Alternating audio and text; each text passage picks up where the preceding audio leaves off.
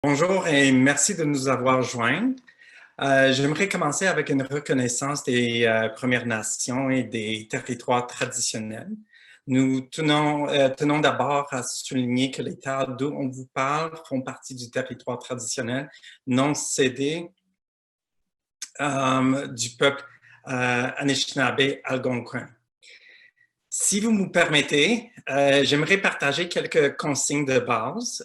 Chaque animateur on a à peu près 12 minutes pour leur présentation. Je vous demande de respecter le temps pour qu'on puisse avoir du temps pour les questions. Je vais vous avertir quand il restera autour de 2 minutes à parler. Durant les présentations, j'encourage les soumissions des questions en utilisant Slido dans la langue officielle de votre choix. Pour vous rappeler, le code c'est P2P 2020. Si votre question est dirigée vers une personne particulière, s'il vous plaît, indiquez leur nom à côté de la question. N'oubliez pas aussi de voter pour vos questions préférées. Vos questions seront répondues à la fin des 3 présentations. On terminera avec une petite conclusion.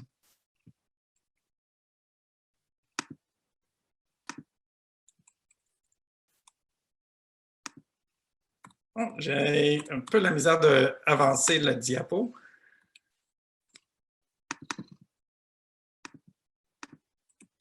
Ah, voilà. Avec ceci, je vous souhaite une bienvenue à notre atelier, l'intégration des professionnels immigrants d'expression français dans les secteurs de l'éducation, de la santé et de l'entrepreneuriat. Je m'appelle Maciej Karpinski, je suis le directeur adjoint à la recherche au département de Immigration, Réfugiés et Citoyenneté Canada et je vais modérer ou présider ce atelier pour vous aujourd'hui. Avant de vous présenter les 3 projets et les animateurs, j'aimerais partager un peu le contexte de ces travaux. Comme juriste, pour moi, le contexte commence avec la loi. Les 3 premiers objectifs ministériels en matière d'immigration sont les suivants. De permettre au Canada de retirer de l'immigration le maximum d'avantages sociaux, culturels et économiques, d'enrichir et de renforcer le social et culturel du Canada dans le respect de son caractère fédéral, bilingue et multiculturel, et de favoriser le développement des collectivités de langues officielles minoritaires au Canada. En 2013, le gouvernement du Canada a adopté la feuille de route pour les langues officielles. Dans le cadre de cette feuille de route, Immigration, Réfugiés et Citoyenneté Canada s'est engagé à soutenir la recherche sur l'immigration dans les communautés de langues officielles en situation minoritaire. On a développé 3 axes de recherche pour guider la recherche. La première axe, c'était de développer un profil socio-économique des immigrants de langues officielles en situation minoritaire pour aider à comprendre la façon dont leur situation évolue dans le temps et dans l'espace. La deuxième axe dans lequel ces 3 études se trouvent, c'est de comprendre les stratégies d'accueil et d'intégration au sein du CLOSUM ou des communautés linguistiques et les façons dont le soutien est fourni aux immigrants dans différentes régions. Et le troisième axe, d'identifier les facteurs de succès qui peuvent mener au développement et à la modélisation de meilleures pratiques en matière de recrutement, d'accueil, soutien, d'intégration et de rétention. Chaque année, le département a lancé un appel de proposition invitant les soumissionnaires à présenter des demandes pour mener des recherches sur un sujet précis. Les résultats de ces recherches sont ensuite utilisés soit pour avancer la discussion à l'intérieur du gouvernement auprès des partenaires ou pour éclairer l'élaboration des politiques en rapport avec le mandat du ministère. Suite à des besoins départementaux et des consultations externes, on voulait savoir en détail les types de défis vécus en emploi, dans 3 secteurs en particulier, l'éducation, la santé et en l'entrepreneuriat. On voulait connaître les défis et les stratégies au départ, soit dans le processus de certification des études ou en planification d'une entreprise. On voulait connaître les défis à travers le processus de formation et on voulait savoir les résultats. Les 3 prochaines études explorent ces questions, incluant la question de la discrimination perçue. Avec ceci, je passe la parole à Marie-Ève Forêt. Merci, Marie-Ève. Bonjour. Alors, je vais vous partager aussi mon PowerPoint, le que possible. Donc, moi, je vais vous présenter l'étude qui porte sur l'insertion en emploi des immigrants francophones, mais dans le domaine de l'éducation. Sauf que j'ai participé en fait aux 3 études. Alors, j'ai aussi eu le mandat de vous présenter la méthodologie parce que comme le mentionnait Mathieu, on avait un contexte quand même similaire, si on veut, pour chacune des études. Elles ont eu lieu les trois entre 2018 et 2020. Donc, est-ce que c'est bon pour le diapo? Excellent. Donc, et puis, donc j'étais impliquée dans les 3 études et à cet effet, les 3, si on veut, avaient quand même une approche similaire là, dans la manière dont elles avaient été construites et évidemment, nous aussi, c'est comme ça qu'on les a déployées sur le terrain. L'angle qualitatif était très important, donc il s'agissait globalement d'aller chercher, d'aller retracer des immigrants dans leur milieu de vie. Donc, on a sélectionné 35 immigrants pour chacune des études environ, là, donc au moins 35. Et puis, on est allé aussi interroger au moins 10 parties prenantes, c'est-à-dire des personnes qui travaillent à l'une ou l'autre des étapes du parcours d'insertion professionnelle ou, c'est ça, d'insertion professionnelle des immigrants francophones. Fait que ça pouvait être des personnes qui sont vraiment dans l'insertion en emploi, mais aussi des personnes qui sont impliquées au niveau de la formation à l'université, par exemple. Et l'idée, donc, chaque fois, comme le mentionnait Mathieu, c'était vraiment de comprendre les expériences d'insertion professionnelle. Et puis, pour ce faire, vraiment avec des entretiens approfondis, donc on allait chercher les trajectoires migratoires et professionnelles des personnes interrogées. Et puis, c'était l'époque pré-COVID, alors on privilégiait les entrevues en personne. Alors, on s'est promené un petit peu où on avait des collaborateurs aussi dans différentes régions du pays. On a voulu avoir une représentativité régionale, mais vous voyez quand même qu'il y a un accent là, sur les entretiens à Ottawa, notamment du fait que plusieurs des chercheurs résidaient dans cette région-là. Mais on est allé quand même se promener un petit peu. Pour l'analyse en entrepreneuriat, la recherche, on avait une approche plus ethnographique parce que vous pouvez imaginer que mettre en place une entreprise, ça demande de prendre en considération, en tout cas comme chercheur, tout un environnement avec des publics particuliers chaque fois, mais aussi un environnement communautaire, municipal dans lequel se déploie l'entreprise. Alors, on a voulu réduire les lieux de ces observations-là. Alors, voilà pour la métho. Je reviens à mon étude qui porte sur le personnel enseignant, celle que je vous présente aujourd'hui. On est allé étudier, donc c'est vrai qu'on était plutôt qualitatif, mais on a quand même regardé les données de recensement et franchement, on a vu, en tout cas dans cette étude-ci, mais ailleurs aussi, donc une certaine continuité avec ce qui était observé. Ce qu'il faut voir avec les données qui sont présentées là, sur la page que vous voyez, c'est qu'on est en enseignement dans un contexte de pénurie. Je ne sais pas si vous avez entendu parler, mais ça fait quand même plusieurs années que ça dure. Donc, pénurie d'enseignants francophones. Et on peut voir dès le recensement de 2016 que les immigrants francophones en bénéficient parce qu'il y a eu une croissance plus importante de cette population-là dans cette profession-là, si on veut, dans la catégorie de l'enseignement. Ce n'est pas juste des professeurs qui sont dans cette catégorie-là, dans le recensement, mais quand même, pour beaucoup, c'est ça. Et puis ils sont proportionnellement aussi plus nombreux dans cette profession-là que dans l'ensemble de la communauté immigrante francophone. Autre donnée quand même particulière, c'est qu'on sait que les immigrants sont davantage diplômés, si on veut, quand on regarde une population immigrante versus une population née au Canada dans une profession similaire. Cela dit, les immigrants francophones en enseignement sont encore plus diplômés que les immigrants anglophones au Canada en général. Alors, on peut voir aussi puis on l'a vu en tout cas avec les personnes qu'on a interrogées, que souvent, c'est davantage une question de réorientation professionnelle qui est en cours avec les personnes qui décident d'aller dans le domaine de l'enseignement. Ce qui fait que, justement, elles ont souvent bac, maîtrise, doctorat, et puis elles décident d'aller dans l'enseignement parce qu'elles ne se sont pas trouvées d'emploi dans leur domaine, souvent parce qu'elles ne maîtrisent pas tout à fait l'anglais. Alors, d'aller d'enseigner dans un environnement francophone paraît avantageux à cet effet. Alors, pour ce qui est des entretiens comme tels, ben là, on vous présente juste rapidement là, un petit profil, donc davantage de minorités visibles, mais l'immigration francophone, elle est davantage composée aussi de minorités visibles. C'est une immigration dont les pays d'origine sont différents que la majorité des immigrants au Canada. Et pour les personnes qui ont dit avoir eu, on a posé une question dans notre, parce qu'on avait un questionnaire écrit, mais aussi des entretiens.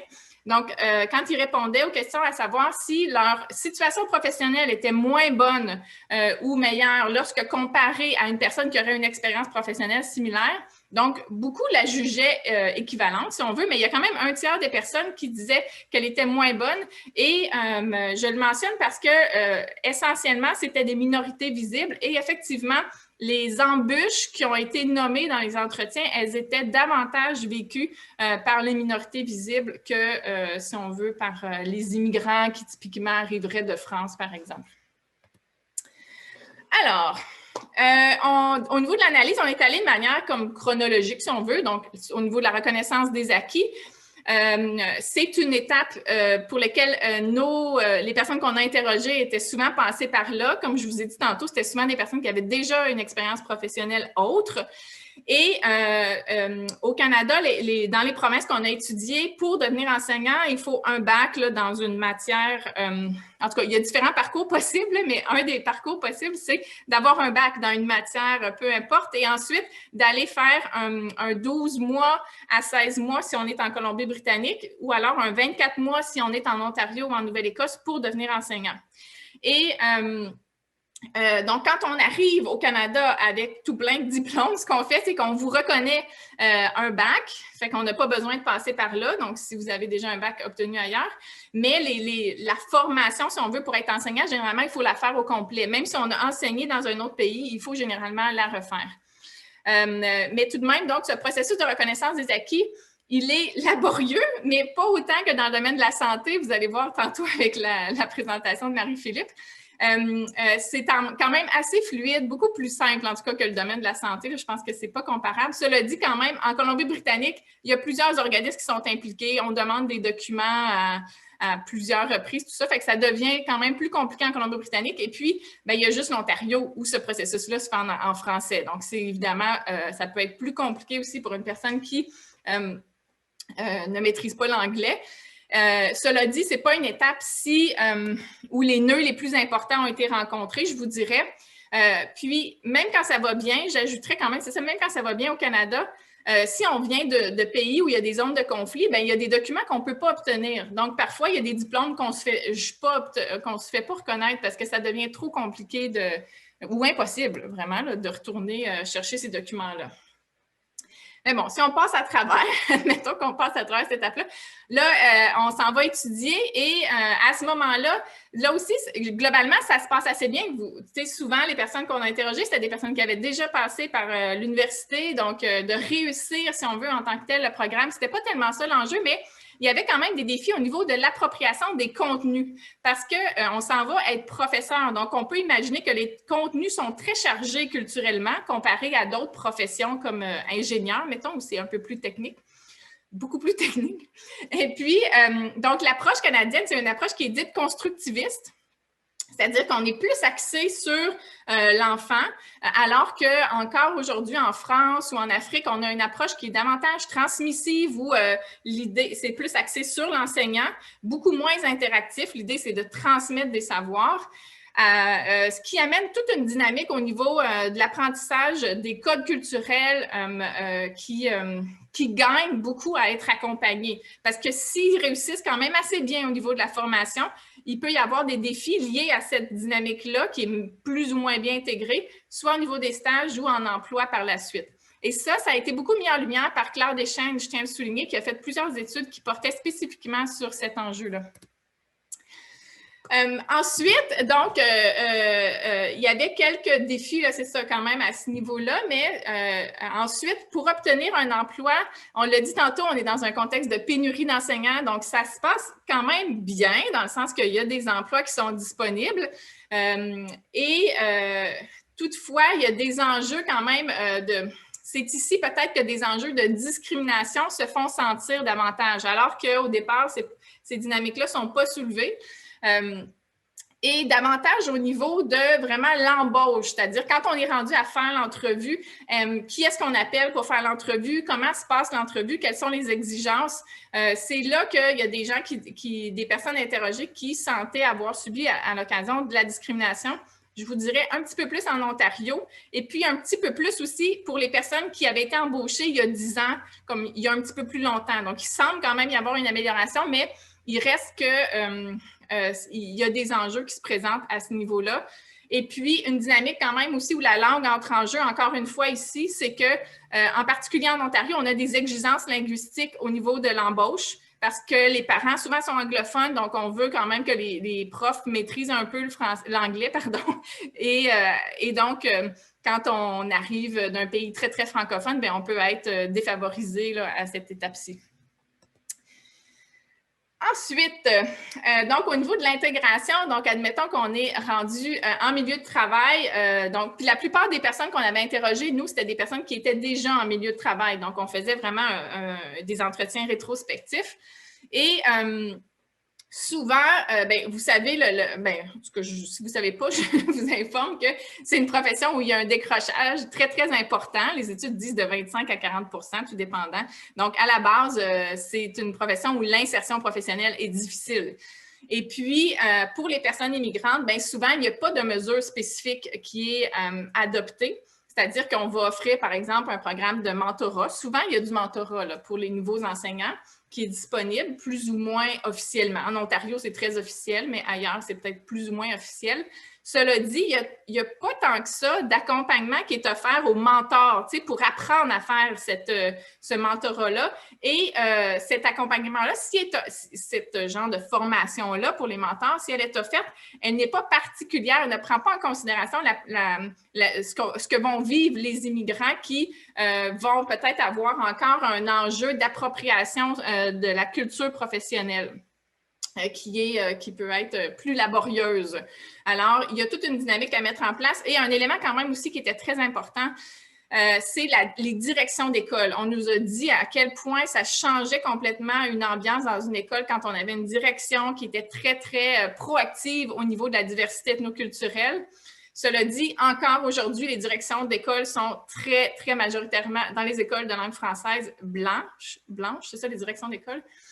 Donc, elles sont très rarement issues de l'immigration, ce qui fait que vous comprenez que l'approche de la diversité se fera en tout cas plus facilement quand les postes de responsabilité vont être davantage occupés par des minorités visibles et des personnes immigrantes. Évidemment, comme on a dit tantôt, c'est des études qui étaient commandées par le ministère de l'Immigration. Donc, toute notre réflexion, quand même, elle était marquée par cette volonté de fournir des recommandations au ministère pour qu'il y ait des améliorations qui soient apportées sur le terrain.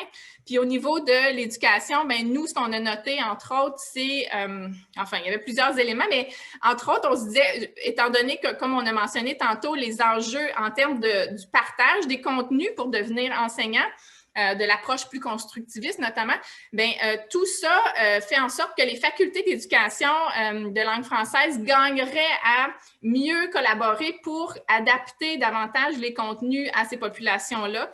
Vous savez, en Ontario, en ce moment, dans les facultés d'éducation, il y a peut-être 50% là, des étudiants, je n'ai pas les chiffres exacts, mais il y a quand même une bonne proportion qui sont des immigrants ou des minorités visibles dans les facultés d'éducation. Donc, on a tout avantage à aller dans cette voie-là. C'est bon, Mathieu, j'achève. Et puis, puis notamment avec la notion, tu sais, vous savez, on enseigne beaucoup la construction identitaire, donc les futurs enseignants apprennent cette notion-là, puis on l'a beaucoup adapté, cette notion-là, à la question de la diversité culturelle au Canada, mais pour les personnes même qui l'enseignent, donc qui sont dans les facultés d'éducation, elles le disent qu'il y a encore beaucoup de travail à faire pour que ce soit mieux fait, puis qu'on accompagne davantage le dialogue là, qui est lancé qui va être lancé en tout cas dans les salles de classe par la suite.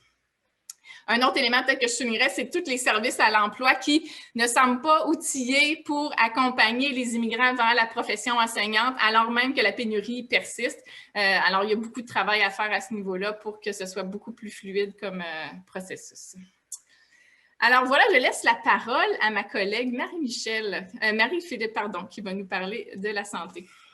Super. Alors, donnez-moi juste un instant que j'installe mon...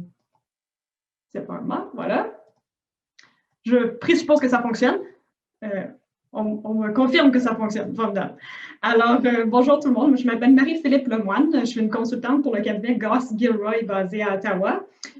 Notre équipe, en étroite collaboration avec Marie-Ève, a réalisé le projet sur la santé. Les particularités du projet sur la santé, donc Marie-Ève l'a mentionné déjà, on a travaillé en Nouvelle-Écosse, en Ontario puis en Alberta. Le domaine de la santé, c'est un domaine qui regroupe beaucoup de professions différentes, dont certaines sont réglementées. Donc, ça signifie qu'il faut passer à travers un processus pour obtenir une licence de pratique en bonne et due forme d'un ordre régulatoire. Donc, au départ, on s'est intéressé davantage à la médecine puis aux soins infirmiers, un peu comme un point de départ. Mais comme vous pouvez le constater avec la liste, le tableau des gens qui ont participé à l'étude, on s'est aussi intéressé à d'autres professions, puis aussi dans notre revue de documents. Je voulais vous présenter un tableau qui vous donne un portrait très général des personnes migrantes qui ont eu la générosité de participer à notre étude. Juste pour attirer votre attention, dans le fond, sur la première colonne du tableau, dans le fond, dans l'étude en santé, on a beaucoup parlé avec des gens qui avaient déjà une formation en santé avant d'arriver au Canada. Donc, ça a coloré les résultats de l'étude, si vous voulez. Je vais ajouter qu'on avait environ autant d'hommes que de femmes dans notre échantillon. Puis, comme c'est le cas dans l'ensemble des trois études, la majorité de nos participants appartenaient à des minorités visibles. Très forte représentation, par exemple, de personnes originaires de l'Afrique de l'Est. Puis, au total, on avait environ 15 pays représentés dans l'échantillon. Juste à l'instar de Marie-Ève, je vais faire quelques petites notes quantitatives pour commencer. Juste pour vous donner une idée de grandeur, un peu dans le recensement de 2016, on a pu identifier environ 9600 personnes qui étaient immigrantes, francophones et détenaient un diplôme dans le domaine de la santé. Donc, ce n'est pas l'ensemble de la population qui serait couverte en théorie par l'étude au complet, mais ça vous donne une idée de grandeur que c'est une population qui est assez petite, qui est répartie sur l'ensemble des territoires. Par contre, en examinant les données de recensement de 2016, on soupçonne fortement que la conclusion, c'est que les personnes immigrantes francophones formées dans le domaine de la santé sont désavantagées par rapport aux professionnels de la santé formés au Canada en ce qui concerne les résultats en emploi. Donc, c'est pas très surprenant parce que c'est un constat qu'on peut appliquer à de nombreuses autres professions. Mais dans le cas des professions de la santé, par exemple, si on regarde parmi les personnes dont le diplôme le plus élevé est dans le domaine de la santé, on constate que les personnes migrantes sont surreprésentées parmi les personnes sans emploi. Puis, on constate aussi ce désavantage-là par rapport au taux de correspondance. Donc, quand on parle d'une profession réglementée, le taux de correspondance, ça signifie est-ce qu'une personne qui détient un diplôme dans cette profession réglementée-là pratique effectivement la profession en question, si elle est en emploi. Donc, quand on regarde cette statistique-là, on constate encore que les professionnels d'origine immigrante sont désavantagés par rapport aux professionnels nés au Canada. Donc, comme le mentionnait Marie-Ève un peu plus tôt, la reconnaissance des qualifications, c'est un énorme dossier dans le domaine de la santé. Je ne prendrai pas le temps de vous donner d'exemples ou d'élaborer sur quel est le processus de reconnaissance des qualifications pour chacune des professions qu'on a regardées, mais je suis certaine que beaucoup d'entre vous êtes déjà au courant du fait que la reconnaissance des qualifications dans le domaine de la santé, c'est souvent très lourd, très complexe, très coûteux. Puis, ce qu'on ajoute en faisant notre analyse auprès des personnes migrantes francophones, c'est que l'enjeu de la langue se présente à toutes les étapes de ce processus de reconnaissance des qualifications. Alors, c'est vraiment un enjeu de taille. Parmi les 29 professionnels formés à l'étranger avec qui on a discuté, 27 s'intéressaient à une profession réglementée dans le domaine de la santé. Donc, avec presque toutes ces personnes-là avaient besoin de faire un processus de reconnaissance des qualifications très complet et complexe. Parmi ces personnes-là, il y en a juste 6 qui avaient réussi à passer à travers un processus de reconnaissance des qualifications.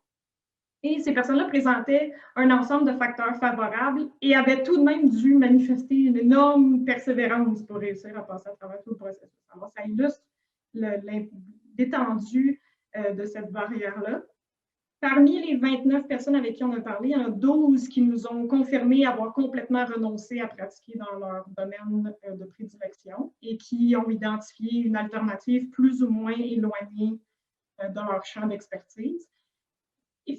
On met beaucoup l'accent dans le rapport, c'est vraiment perçu par comme un paradoxe par les répondants parce qu'ils perçoivent avoir traversé un processus d'immigration où le Canada leur a envoyé un message de favoriser une immigration francophone, bilingue, une immigration qui est à la recherche de candidats formés, qui ont une longue expérience professionnelle, qui ont fait des longues études. Mais ces gens-là se butaient au fait de ne pas être en mesure de pratiquer dans leur profession au Canada. Donc, c'est une énorme déception. C'est vraiment perçu comme un gros paradoxe pour les gens dans le domaine de la santé, qui ressentent qu'il y a un besoin et une nécessité, donc ils sont très démunis par rapport à ça. Au niveau de la formation et des stages, la bonne nouvelle, c'est qu'il y a au-dessus de 100 programmes en santé en français qui sont offerts à l'extérieur du Québec. Donc, il y a une belle diversité là, de programmes qui existent. La seule chose, c'est que l'anglais n'est jamais très loin quand on parle de ces programmes-là. Donc, que ce soit au niveau du matériel pour faire ses cours, le matériel préparatoire aux examens, évidemment les stages en milieu de travail, puis les exigences des autres professionnels ou des employeurs dans le domaine de la santé, évidemment. Ça fait en sorte qu'il y a souvent des critères linguistiques d'anglais à l'admission pour les programmes, même les programmes en français. Donc, ça peut potentiellement agir comme une barrière pour les personnes migrantes qui sont bilingues d'office. Puis, on note aussi que dans le fond, ces programmes-là ne sont pas toujours adaptés aux besoins d'une clientèle immigrante en particulier, notamment ceux qui cherchent à se requalifier plus qu'à compléter une toute nouvelle formation du début. Parmi les répondants, il y avait 2 écoles de pensée quant à la formation. Certaines personnes disaient, ben moi, j'aimerais beaucoup mieux être formée en français, mais avoir l'opportunité en parallèle de développer un anglais jusqu'au niveau nécessaire pour pratiquer dans ma profession. Puis, l'autre école de pensée, c'était des gens qui disaient, ben moi, je préférerais, tant qu'à faire, être formée en anglais, mais avoir du soutien supplémentaire, puis qu'on me donne un peu une période probatoire ou l'opportunité d'améliorer mon anglais si je n'arrive pas d'office avec un niveau d'anglais qui est requis pour pratiquer la profession. Donc, il y a lieu de penser, étant donné que ces 2 écoles de pensée-là, il y a lieu de penser qu'il y a de différentes manières d'aider une clientèle immigrante francophone qui veut se former dans le Pour la recherche d'emploi puis l'embauche, c'est un peu similaire à l'enseignement, quoique c'est différentes professions, donc je fais une généralité un peu, mais généralement, dans le domaine de la santé, c'est favorable à l'embauche. Il y a de la demande, puis il y a des secteurs dans lesquels il y a des pénuries significatives. Cela dit, un peu comme le mentionnait Marie-Ève avec l'éducation, on constate que les services d'aide à l'emploi pour les personnes migrantes, surtout pour l'immigration immédiate, si on veut, n'est pas assez spécialisé pour aiguiller des gens qui s'intéressent au domaine de la santé parce que c'est souvent très complexe. Il y a toutes sortes d'étapes et identifier des alternatives pour un professionnel de la santé formé à l'étranger, par exemple, ce n'est pas toujours facile pour un service d'aide à l'emploi. Puis, la conséquence de ça, c'est qu'il y a des gens qui se retrouvent avec, en situation de surqualification dans des emplois qui ne correspondent pas nécessairement à leur bagage ou à leur expérience ou à leur intérêt, ou dont les conditions de travail peuvent ne pas répondre à la réalité à laquelle ils s'attendaient non plus.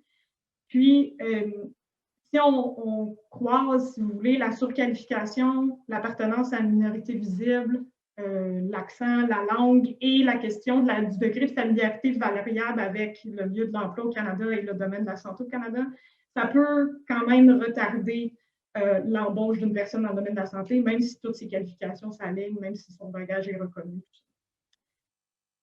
Puis ces facteurs intersectionnels-là se manifestent aussi pour la personne qui est en emploi dans le domaine de la santé. Donc, on a des répondants qui nous ont parlé de situations où, effectivement, il y avait l'impression d'avoir été traité différemment par des patients, des collègues, par l'administration sur la base de ces différents facteurs-là. Puis, ce qu'on constate aussi, un peu comme le mentionnait Marie-Ève avec l'éducation, c'est que les appuis à l'intégration des personnes migrantes ou des personnes migrantes francophones dans les milieux de travail en santé sont assez rares. Donc, même si on sait que le mentorat, le coaching, la formation en milieu de travail ou tout type d'activité qui permet à une personne de s'intégrer d'une façon ou d'une autre dans le milieu de la santé en vue d'atteindre ses objectifs de carrière, tous ces éléments-là ont toujours des impacts très positifs là où on les trouve, mais ils sont assez rares dans l'ensemble. Donc, je vais terminer juste sur, dans le fond, la diapositive sur les pistes de solutions. Ici, j'ai fait un amalgame un peu des recommandations qui ont été émises à IRCC et de suggestions qui ont été données au fil de la collecte de données par des répondants, par des représentants d'organisations.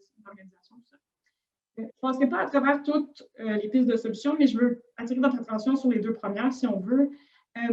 Au niveau des services pré-départ, donc les résultats de l'étude valident vraiment l'importance d'avoir des services pré-départ solides pour les francophones. C'est important de donner une information honnête, transparente, exacte et spécialisée pour les gens qui s'intéressent à rejoindre le domaine de la santé le plus tôt possible parce que ce processus-là peut être très long, surtout pour les gens qui cherchent à se requalifier. Un exemple de ça qui semble bien fonctionner, c'est l'organisme Care for Nurses qui sont basés en Ontario, qui se consacre à épauler des infirmières formées à l'étranger qui veulent travailler au Canada. Merci, Mathieu. Et cet organisme-là qui travaille en anglais s'est donné récemment un programme pré-départ qui donne de très bons résultats. Alors, il y aurait lieu peut-être de réfléchir à ce type de modèle-là pour voir comment cette offre-là pourrait être bonifiée pour les francophones. Puis, le deuxième point auquel je trouve intéressant de passer maintenant, c'est de développer un espèce de service de navigation pour le domaine de la santé en français. Quand on a mené l'étude, ça semblait pas très faisable comme modèle, mais maintenant, dans le contexte où on est avec l'explosion des services en ligne, je me demande si cette suggestion-là est soudainement moins excentrique qu'elle l'était au moment où on a fait l'étude. Puis, un équivalent ou une formule un peu similaire à ce qui est suggéré ici, c'est la Société canadienne de sciences de laboratoire médical. Ils ont un guichet unique pour la profession qui est bilingue et qui est très, très bien fait pour aider les gens à se requalifier dans le domaine, incluant s'auto-évaluer sur la possibilité d'éventuellement être requalifié et identifier des alternatives intéressantes pour les gens qui ont ce bagage-là et qui constatent qu'ils ne pourront probablement pas se requalifier dans le domaine. Alors, ils sont très, très bien équipés dans ce sens-là, donc ça pourrait être émulé. Voilà, alors c'est l'ensemble de ma présentation, mais si vous avez des questions plus spécifiques sur le domaine de la santé, n'hésitez pas, ça va me faire plaisir d'élaborer. Maintenant, je donne la parole à Virginie pour la question de l'entrepreneuriat.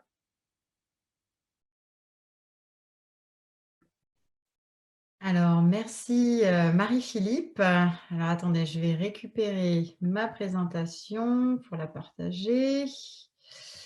Et ça devrait être bon. Je pense que vous devez tous bien voir, j'espère. Oui, c'est bon, on me fait des petits pouces en haut. Alors, bien, écoutez, on termine avec la troisième étude qui avait été commandée par IRCC, sur laquelle j'ai eu la chance de collaborer avec Sociopol et donc Marie-Ève Fauré.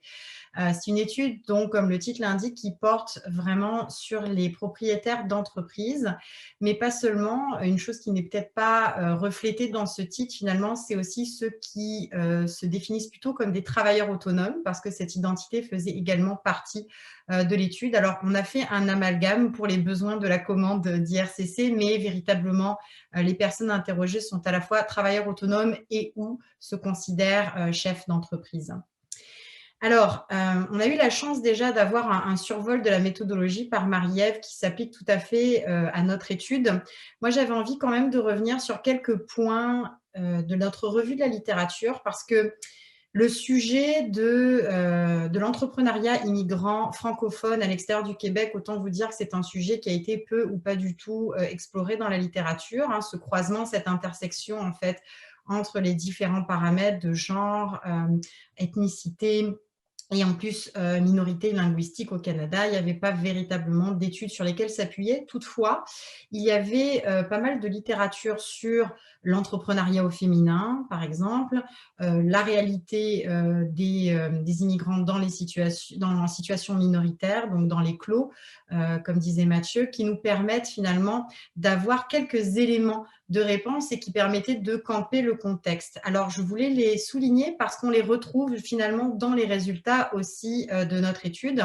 J'en profite pour souligner d'ailleurs que dans la commande d'IRCC, il y avait un accent tout particulier mis sur la volonté de comprendre davantage les parcours, les expériences vécues par les femmes ainsi que par les minorités visibles. Donc, on parle d'intersection, ce qui est donc relativement peu exploré dans la littérature pour ce sujet spécifique, mais c'était aussi la volonté d'IRCC, du coup, d'obtenir davantage d'informations sur le sujet.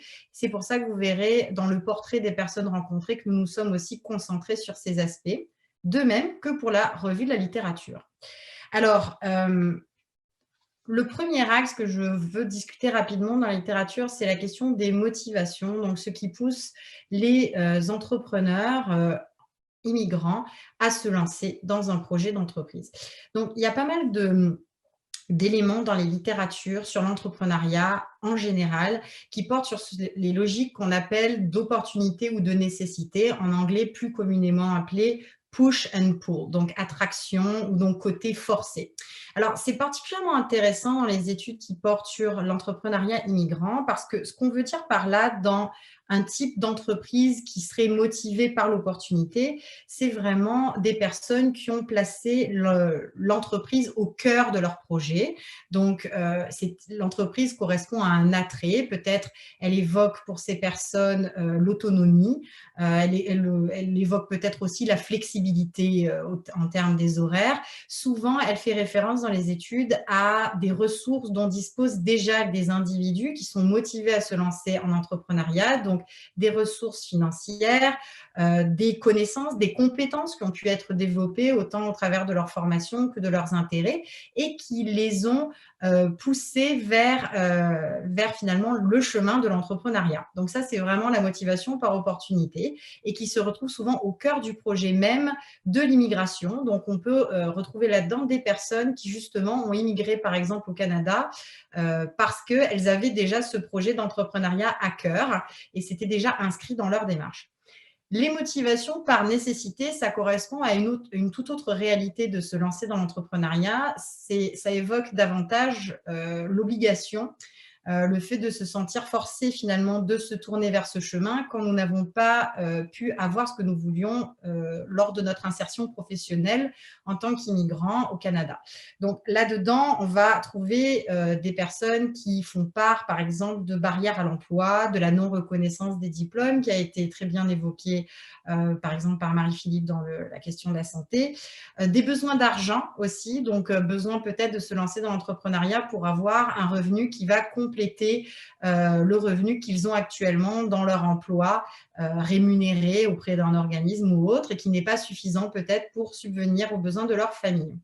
Donc, vous comprenez un petit peu les deux logiques qui expliqueraient les motivations d'entrepreneuriat qu'on retrouve dans la littérature, mais que nous avons pu observer aussi dans notre étude. Ce qui rentre aussi en ligne de compte dans les motivations et ce qui ressort de la littérature, c'est pour certains auteurs le fait qu'il existe 3 aussi types de motivations, notamment lorsqu'on parle d'entrepreneuriat au féminin. Alors, ce qui a été catégorisé comme des motivations classiques, travail, famille ou forcé. Ce que ça veut dire concrètement, c'est que les femmes, dans ces études-là, qui se sont concentrées sur ces types de catégorisation, les femmes qui se sont lancées par motivation classique, c'est généralement celles qui arrivent à rester dans des secteurs traditionnels en fait d'entrepreneuriat. Donc ça veut dire que ça va être des secteurs où elles peuvent avoir un bureau à l'extérieur de la maison, des secteurs où on va aussi voir beaucoup de leurs homologues masculins finalement évoluer. Donc c'est souvent des personnes qui vont avoir des revenus aussi un peu plus importants que d'autres entrepreneuses, des personnes qui vont peut-être avoir un réseau plus élargi. Et souvent, ce sont des personnes qui ont un capital humain plus important aussi pour commencer, donc capital social, socio-économique et capital humain au moment où elles se lancent en entreprise. Dans le cas de figure des motivations travail-famille, ça va être peut-être des entrepreneuses qui vont faire le choix de l'entrepreneuriat pour rester plus près de la maison. Donc, bien souvent, ce sont des personnes qui ont des entreprises donc à domicile, souvent des personnes qui vont travailler seules dans leur entreprise. Et ça veut dire aussi souvent des revenus moindres que les personnes qu'on retrouve dans la catégorie motivation classique. Ça veut aussi parfois dire que c'est des horaires un peu différents, donc un entrepreneuriat parfois à mi-temps qui vient compléter peut-être d'autres sources de revenus. Puis la troisième catégorie, forcée, hein, ce terme qui paraît tout de suite beaucoup plus brutal, reflète aussi la dure réalité des femmes entrepreneuses qui se retrouvent dans cette catégorie. C'est-à-dire qu'à la fois, on a un entrepreneuriat à plein temps avec un horaire aussi chargé probablement que dans le modèle classique, sauf que de l'autre côté, on a des revenus moindres et qu'on a souvent beaucoup de personnes qui sont à la maison dans des circonstances qui reflètent beaucoup la discrimination, etc. Je vois que le temps file à vive allure, donc je passe aux particularités de cet entrepreneuriat en féminin qui ressort dans la littérature comme étant l'expérience de la discrimination, l'insécurité financière, la volonté peut-être de retrouver une autonomie économique et qui les pousse à se lancer du coup dans le chemin de l'entrepreneuriat. Un autre axe de la littérature que nous avons exploré est l'immigration au sein des communautés francophones. Cette immigration, elle est véritablement un enjeu pour combler le déficit démographique dans les clos. Donc, ça nous intéressait particulièrement de comprendre comment ces entrepreneurs immigrants, en fait, se reposent sur cette communauté qu'ils intègrent ou non, et comment ils utilisent aussi cette communauté pour rendre visibles leurs services, construire leur base clientèle, etc. C'est aussi un corps de la littérature où on trouve relativement peu de mentions de cette intersection des marqueurs identitaires, donc langue, race et genre, qui contribuent pourtant à la marginalisation économique des personnes que nous avons rencontrées. Donc, malheureusement, très peu d'études à ce jour. Ce qui rend notre étude, du coup, très explorateur et, comme a dit Marie-Ève aussi, qui a un caractère très ethnographique pour comprendre vraiment ce qui ressort de leurs expériences. Donc, le profil justement des personnes interrogées, on a quand même plus que 35 personnes de notre côté, on a 38 personnes. Vous voyez ici que la moitié est arrivée il y a moins de 5 ans au Canada, donc ce sont des immigrants récents. La moitié est née en Afrique et du coup, près des 2/3 des personnes interrogées s'identifiaient comme minorité visible, ce qui était quand même une des choses qu'on recherchait aussi pour comprendre. Même chose, 2/3 des personnes interrogées, des femmes, donc une réalité qui nous intéressait. La majorité des participants déclaraient le français comme leur langue maternelle et environ la moitié des participants avaient entre 40 et 64 ans. Donc, ça vous donne rapidement un aperçu un petit peu de la complexité de l'intersection de ces marqueurs identitaires, hein, comme vous pouvez voir. Donc, pour revenir un peu à ce que je disais dans la présentation de ce qui ressort dans la littérature et qu'on retrouve dans l'analyse des entretiens, au niveau des motivations à se lancer en affaires, c'est certain que pour l'ensemble de nos participants, femmes, hommes, minorités visibles ou non, vouloir se lancer en affaires, ça veut vraiment dire retrouver une certaine liberté, une certaine autonomie qui se teinte d'une autre signification pour des femmes, par exemple, qui étaient victimes de violences conjugales, telles qu'il a pu nous être partagé, et qui avaient du coup besoin aussi de cette autonomie financière et économique telle qu'elle est ressortie dans la revue de la littérature. Il y a aussi véritablement donc, ce côté d'opportunité, donc je veux faire ce qui me passionne vraiment. Pour plusieurs des participants, le projet justement de l'entrepreneuriat était au cœur de leur projet d'immigration. Pour ces personnes-là, c'était évidemment celles qui avaient les moyens financiers aussi de pouvoir le faire. Donc, ça reflétait complètement ce qu'on pouvait trouver dans la littérature par rapport à la question de la motivation par opportunité. Alors, les personnes interrogées ont fait ressortir aussi qu'il y avait des aptitudes qu'ils jugeaient particulièrement importantes pour pouvoir arriver à avoir du succès finalement dans le projet entrepreneurial. Ils ont fait ressortir par exemple le sens de l'organisation, la nécessité d'avoir des connaissances en gestion, en ressources humaines, mais aussi la nécessité d'avoir des compétences culturelles. Plutôt Marie-Ève parlait de justement les codes culturels qui sont parfois difficiles à intégrer pour pouvoir sentir qu'on qu'on met à l'aise dans notre nouvelle identité professionnelle au Canada, eh bien, dans le cas des entrepreneurs interrogés, peu importe les origines, en fait, souvent, on nous faisait part de la difficulté à intégrer ces compétences culturelles, ces codes culturels dans la manière d'interagir avec des clients, avec des parties prenantes, des bailleurs de fonds, des employés. Donc, ça ressortait très, très souvent. Enfin, les connaissances de l'anglais. Donc, même si on est en contexte donc francophone, évidemment, nous sommes en contexte minoritaire, beaucoup de personnes avaient encore beaucoup de difficultés à pouvoir réussir avec leur entreprise parce que, à l'unanimité, le besoin d'être bilingue ressortait, même si on comptait desservir en priorité une clientèle francophone. Il y avait véritablement une difficulté à percer dans le marché, à pouvoir aller un peu plus au-delà de la communauté de réseau premier ou personnel. Donc, l'anglais demeurait en fait un défi majeur et il n'y avait pas nécessairement des services adaptés pour répondre aux besoins de développer un anglais des affaires ou un anglais qui est utilisé dans ce contexte précis et différent de l'anglais scolaire ou académique qu'on pourrait apprendre autrement. Alors, ce qui ressort aussi dans les principaux obstacles, qui est très important dans les entretiens, c'est 3 éléments, en commençant par le réseautage.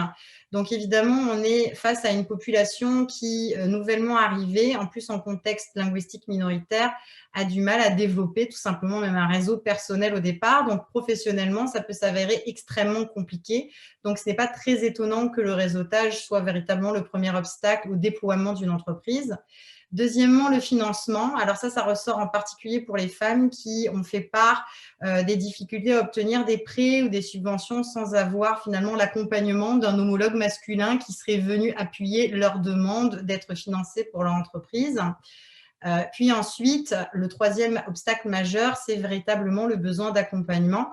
Marie-Philippe, par exemple, parlait de coaching, de mentorat, de ce besoin-là. Ça ressort aussi dans tous les entretiens, ou presque, que nous avons obtenu, la volonté d'avoir quelqu'un qui nous montre un peu le chemin, comment ça se fait l'entrepreneuriat au Canada, quelles sont les pistes que je devrais explorer, peut-être avoir des mentors qui ont connu des réalités similaires aux miennes. Donc, il y a véritablement le besoin de trouver des homologues avec lesquels on va pouvoir parler et qui sont francophones, mais qui essayent aussi de percer dans un milieu linguistique francophone, donc minoritaire. Donc, vraiment, ça demeure des enjeux de taille et pour lesquels nous avons accès nos recommandations que je vais présenter brièvement. Avant d'y venir, un rapide point sur les relations avec les communautés francophones dans lesquelles les interviewés se trouvent.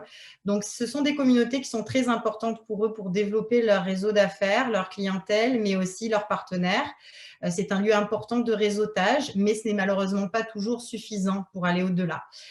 Donc, elle leur permet toutefois, cette communauté, de trouver des services en français, d'embaucher du personnel francophone.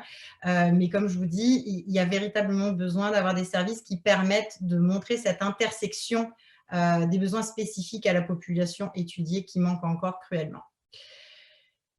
Alors, je pense que je vais devoir passer assez rapidement, probablement sur cette dernière diapositive. On avait relevé aussi des spécificités par rapport aux propriétaires d'entreprises qui sont des femmes, puis les propriétaires qui sont issus de minorités ethniques. Je dirais que la chose que je vais faire ressortir, qui est différente de ce qu'on trouve déjà dans la littérature, c'est que pour les minorités ethniques interrogées ou les personnes qui s'identifient comme faisant partie de minorités ethniques, il y a vraiment un problème en termes de visibilité dans les réseaux existants pour les entrepreneurs, même pour les réseaux existants d'entrepreneurs au féminin, même immigrants. C'est relativement composé de personnes blanches et du coup, dans des réseaux dans lesquels les personnes issues des minorités ethniques à cause de ce manque de représentation, de visibilité, ne se sentent pas toujours à l'aise de partager ou qu'on comprenne leur réalité. Donc, il y a souvent beaucoup d'anecdotes, d'expériences vécues, de perceptions, soit de discrimination, mais pas toujours, parfois d'un sentiment d'exclusion et qui ne leur permet pas peut-être de déployer leur plein potentiel. Donc, il y a quelque chose à aller creuser finalement sur ces besoins d'accompagnement et de réseautage qui a à voir avec des incubateurs d'entreprises qui seraient davantage axés sur les besoins de ces personnes-là. Ce qu'on voit aussi comme particularité des propriétaires d'entreprises qui sont issus des minorités ethniques, que je voudrais quand même aussi relever là, c'est que ce sont des entreprises où on retrouve souvent la mise en valeur de la culture d'origine. Donc, ça va être des entreprises aussi qui choisissent de de présenter des produits qui créent un lien avec leur pays d'origine. Donc, ça va être à partir du textile, de la gastronomie, mais donc où vraiment il y a un caractère de niche ethnique sans vouloir tomber dans des clichés, mais c'est ce qui ressort beaucoup pour les propriétaires d'entreprises interrogées. De même pour les femmes, on va voir qu'il y a aussi un caractère assez genré de beaucoup d'entreprises qui sont à domicile, notamment dans les motivations un peu plus forcées et qui tombent souvent, par exemple, dans ce qui est du domaine du soin, ou alors encore l'alimentation ou encore l'événementiel, par exemple. Alors, les recommandations, et je prendrai juste une mini-minute, Mathieu, juste pour revenir au travers des recommandations.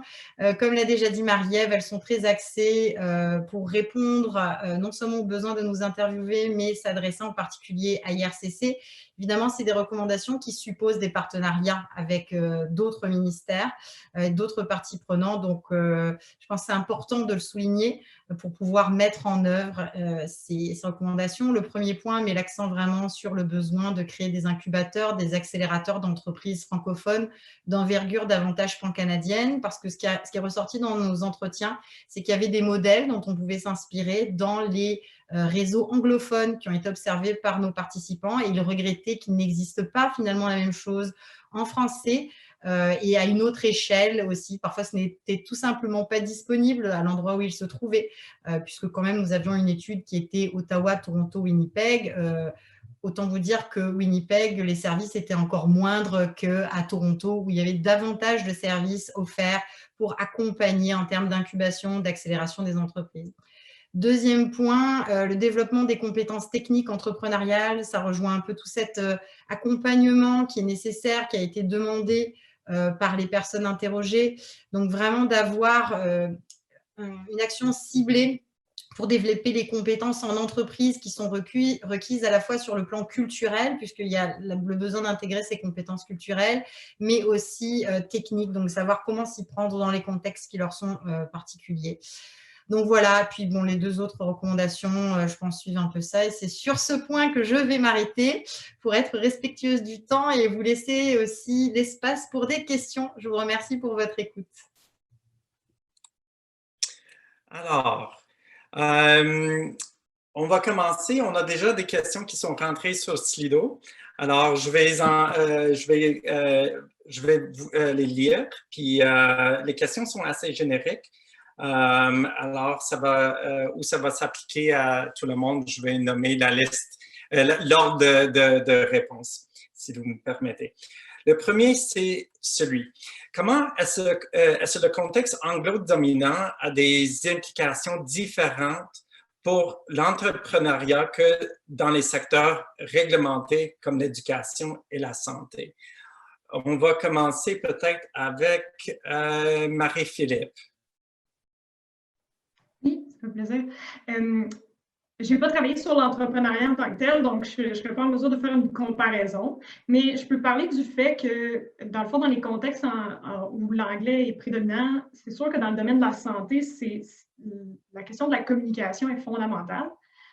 Pour les ordres professionnels, par exemple, qui tiennent, si on veut, qui sont responsables de la régulation de ces professions-là, la question de la communication est fondamentale. Donc, c'est pour ça qu'on insiste beaucoup sur à quel point il est essentiel que les gens qui veulent travailler dans le domaine de la santé soient en mesure de communiquer dans la langue de la majorité. Il y a aussi la réalité qu'en dehors de l'Ontario, il y a vraiment très, très peu de milieux de travail, même dans les communautés francophones minoritaires, où on peut espérer pratiquer seulement en langue française dans le domaine de la santé.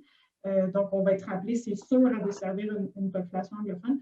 Donc, c'est vraiment un enjeu majeur qui fait en sorte que les francophones n'ont vraiment pas le choix dans le domaine de la santé d'être exposés à l'anglais et d'avoir une familiarité avec l'anglais. La question, c'est davantage qu'est-ce qu'on fait pour les soutenir dans le développement de cette aptitude-là. Merci, Marie-Philippe. Je vais procéder avec Marie-Ève, si tu veux ajouter quelques mots, puis Virginie, tu vas avoir le dernier mot sur la question. Merci.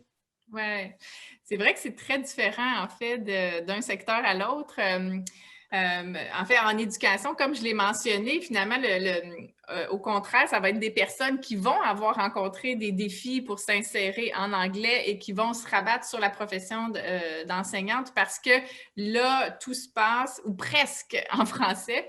Donc, il y a juste le processus de reconnaissance des acquis qui se passe en anglais, mais encore là, il y a de l'accompagnement un petit peu. Fait que généralement, ce n'est pas un vrai obstacle comparé à dans le domaine de la santé où souvent, ça devient un vrai obstacle parce que c'est pas qu'on a à faire reconnaître des diplômes, c'est qu'on doit vraiment aller refaire faire de la formation avec des examens très, très exigeants. Donc, finalement, le processus de reconnaissance des acquis dans la santé, souvent, on l'abandonne.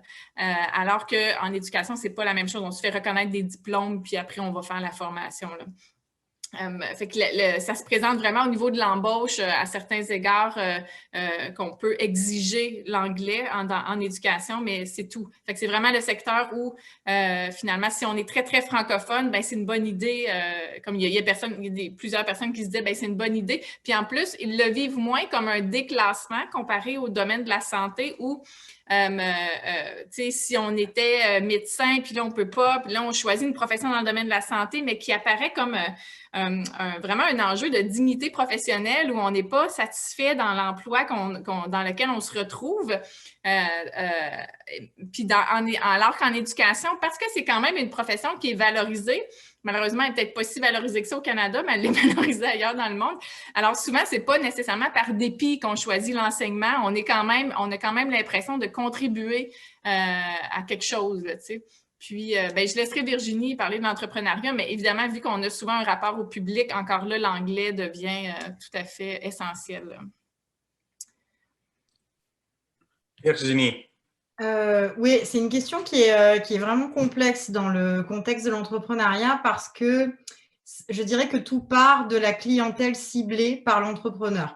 Donc, pour faire ça peut-être de manière un peu simpliste, mais quand même, je pense que ça éclairera les choses, c'est que d'un côté, soit les entrepreneurs interviewés font le choix conscient de s'adresser à un public francophone justement pour pouvoir mobiliser au maximum leur réseau de francophones minoritaires. Et donc, en toute connaissance de cause, on s'adresse et ça constitue comme une sorte de niche. Et du coup, il n'y a pas les mêmes pressions au niveau linguistique parce que là, on va décider de continuer de s'exprimer en français vis-à-vis de ce public-là.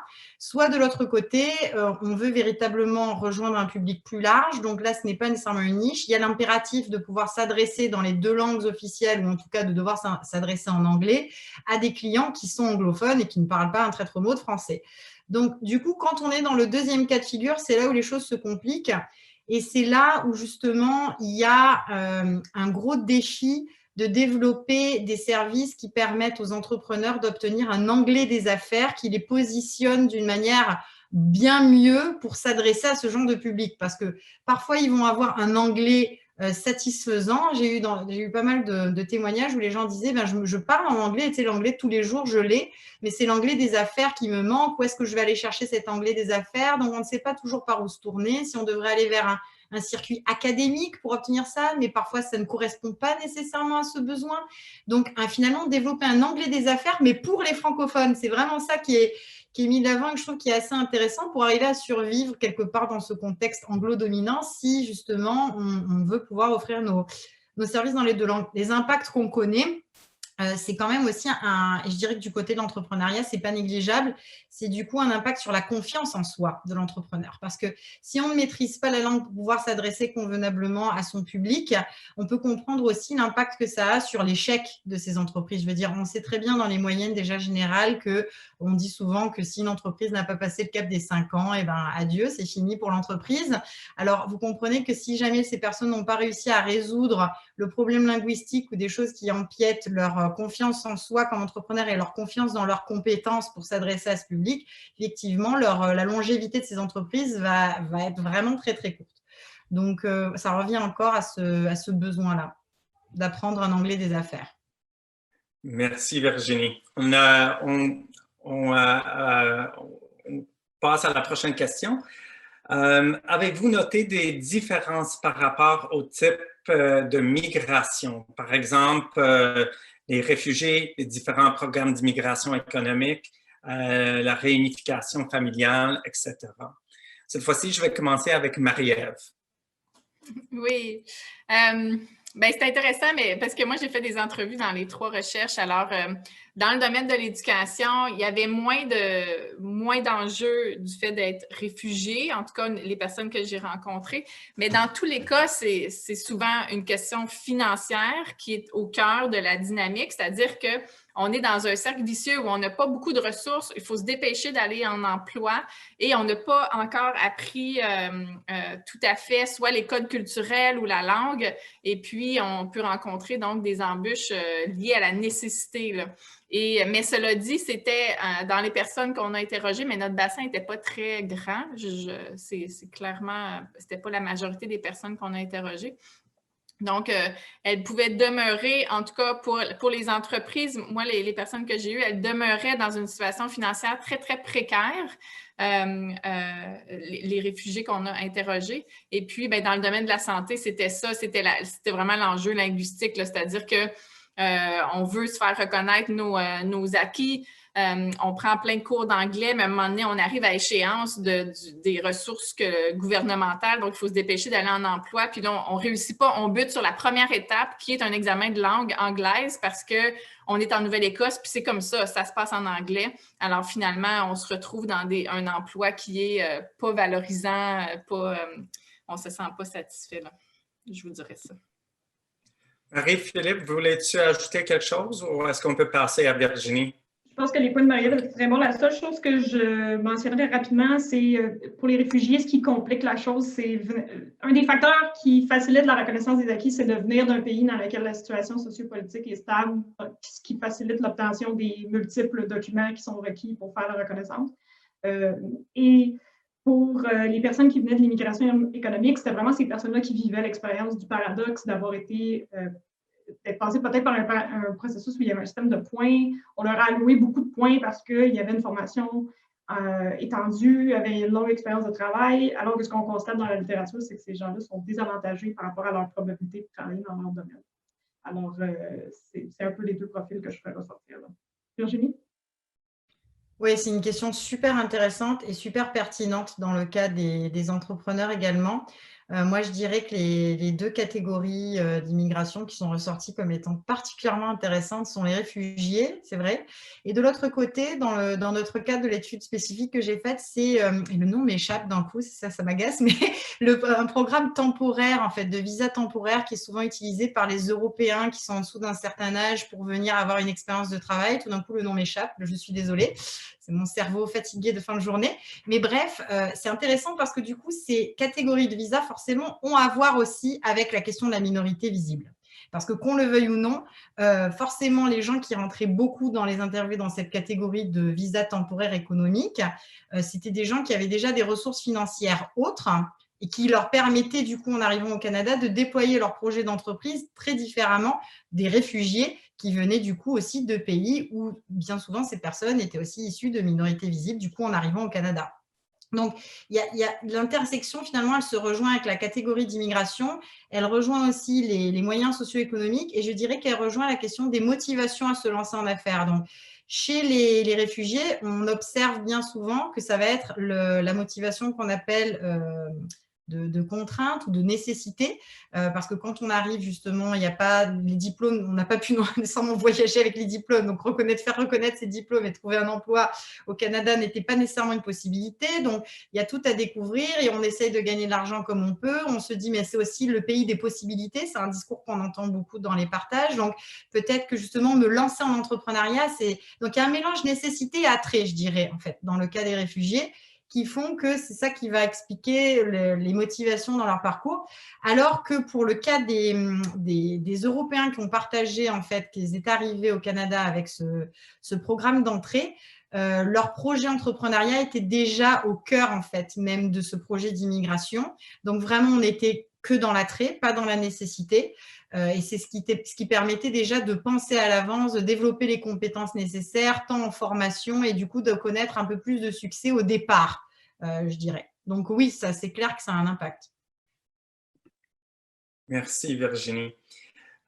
Aux 3 animateurs, selon votre compréhension, quelles seraient la première chose à faire, la recommandation prioritaire à mettre en œuvre dans votre domaine respectif. Alors, cette fois-ci, on va commencer avec Marie-Philippe. Si c'est la recommandation numéro 1 dans le domaine, toute catégorie confondue, là, on s'adresse à l'ensemble de tous les acteurs possibles et imaginables qui peuvent résoudre le problème, c'est la reconnaissance des qualifications auprès des ordres professionnels.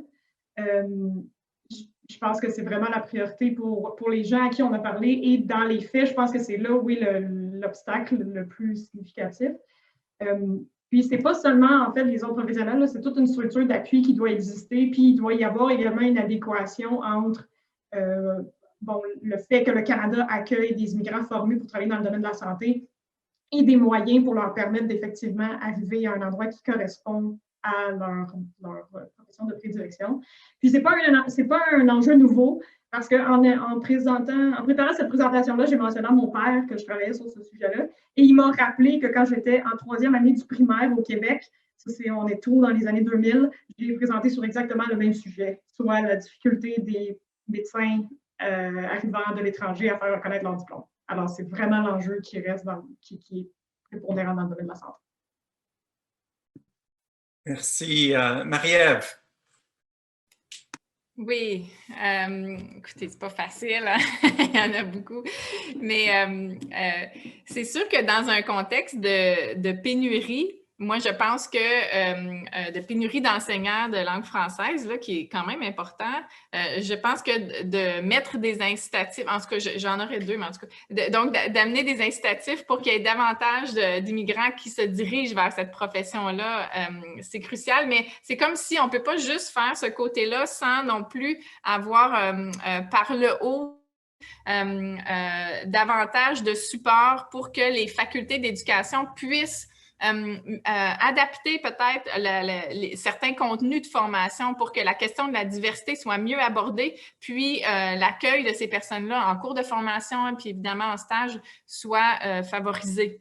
Parce que vous comprenez que c'est même une dynamique de vitalité des communautés francophones. Là, dans l'enseignement, c'est là qu'on transmet le plaisir d'être francophone. Ça fait que c'est pas banal comme environnement de travail. Quand on pense à la vitalité des communautés francophones de manière générale, si on veut. Merci. Merci. Virginie. Ah, quel choix cornélien de choisir une recommandation. Mais l'avantage que j'ai, c'est que je peux tricher parce que ma première recommandation, qui est celle que je garderai, a la possibilité d'intégrer plusieurs en une. Alors, la première recommandation qui était celle de favoriser des incubateurs et accélérateurs d'entreprises francophones à une échelle pan-canadienne, je pense que ça serait la meilleure recommandation parce qu'elle permettrait d'intégrer une offre de services complète sur dont ont besoin ces personnes dans l'accélération d'entreprise. Donc, j'ai parlé justement de l'accès à un anglais des affaires. Ça pourrait faire partie de l'offre des incubateurs. Il y a autre chose que je n'ai pas mentionné qui est extrêmement important, mais par faute de temps, c'est passé outre. C'est la question aussi de la littératie financière. Donc ça, la littératie financière, ça a été relevé par plusieurs personnes. C'est quelque chose qui pourrait être intégré dans l'offre de service d'un incubateur d'entreprises francophones pan-canadiens. Donc, je dirais que c'est vraiment la recommandation qui ressort parce qu'elle permettrait de soutenir les gens qui, finalement, connaissent peut-être le plus de difficultés une fois qu'ils sont là. Je pense que le problème, ce n'est pas tant d'aider les gens à mûrir leur projet avant, parce qu'il y a déjà des motivations différentes selon les catégories d'immigration. Ce n'est pas nécessairement là peut-être qu'on a le plus de poids, mais c'est plutôt une fois que ces gens sont là, peu importe les raisons pour lesquelles ils se lancent en entreprise, de s'assurer qu'on les accompagne de la bonne manière. Et justement, l'incubateur ou l'accélérateur d'entreprises francophones pan-canadiens qui offrirait une offre complète de services, ça serait ça la meilleure option. Bon, merci Virginie. L'autre question est pour toi. Pouvez-vous développer davantage le point qui dit que les entreprises détenues par des femmes sont davantage genrées? Ah, bon, alors, donc des entreprises davantage genrées parce qu'en fait, j'essaie de faire une revue mentale un peu des entreprises, des industries qui sont reflétées dans ces entreprises et en grande majorité, le choix en fait d'activités de ces industries-là sont des industries qu'on associe très souvent à des femmes. Donc, c'est Donc, par exemple, entreprise de nettoyage, entreprise donc cuisine à domicile, entreprise de gardiennage d'enfants, entreprise donc le soin, donc aussi s'occuper des autres. Donc, beaucoup de choses qu'on retrouve dans la littérature justement féministe en économie qui montrent comment certaines entreprises se retrouvent beaucoup genrées dans les rôles habituellement attribués aux femmes et qui empêchent finalement de sortir de cette représentation du genre. Quand je dis ça, c'est absolument bien sûr pas pour juger le choix d'industrie ou d'entreprise de ces personnes, mais c'est au contraire pour accentuer le fait que parfois, le choix de cette entreprise aussi est motivé par un système, une structure qui est bien plus grande que la personne, n'est-ce pas? Là, on parle d'une perspective sociologique. Donc, c'est sûr que quand on parle d'entreprise, quand on parle avec ces gens, on s'intéresse à l'individu, mais il est quand même très important d'ancrer les expériences, les parcours de vie aussi dans des systèmes, parce que ce sont aussi ces perspectives systémiques de racisme, de sexisme qui informent le parcours des gens interviewés et qui, du coup, peuvent aussi constituer des barrières sur leur chemin qui limitent peut-être leur champ de possibilités. Donc, c'est important de le prendre en considération et de fait, on peut voir que ça a un impact sur le choix des industries qui sont faites, qui ne me semble pas anodin en tout cas. Bon, merci Virginie. C'était notre dernière question. On a d'autres questions. J'ai pris en note pour les copier, puis on va voir comment on peut les répondre. Si vous voulez, ceux qui ont proposé des questions puis n'étaient pas répondu aujourd'hui, vous aurez mes coordonnées à la fin et vous pouvez me l'écrire juste pour rappeler, puis je vais faire le suivi. Alors, là, on va faire une petite conclusion. Comme vous voyez, il y avait plusieurs recommandations qui étaient soumises dans les rapports. Les 3 études proposent une série de recommandations impliquant plusieurs ministères, niveau de gouvernement, des agences, etc. Si vous voulez en savoir plus, n'hésitez pas de me contacter. Je vous referai à mes collègues en politique.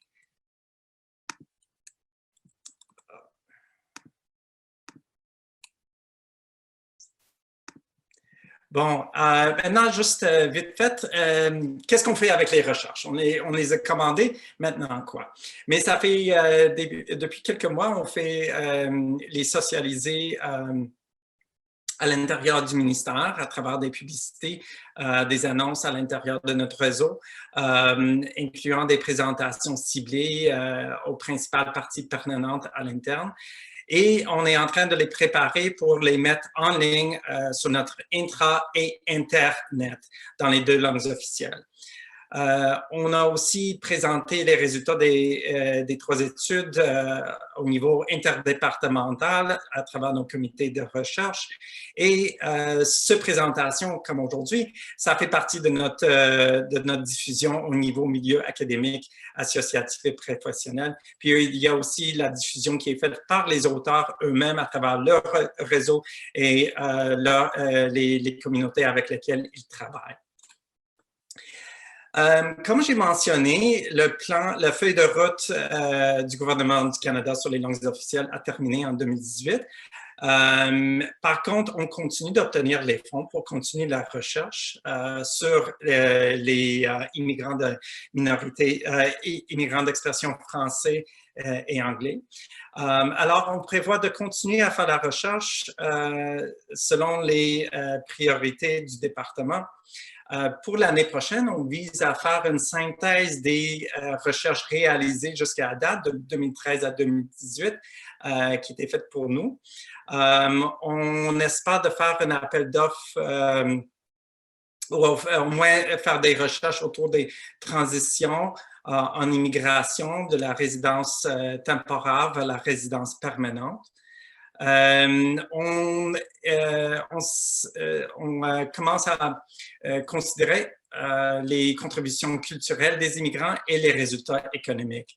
Je vais être coupé bientôt, alors voici mes coordonnées avec un rappel que nos rapports seront disponibles sur l'Internet. Merci, miigwech, et à bientôt.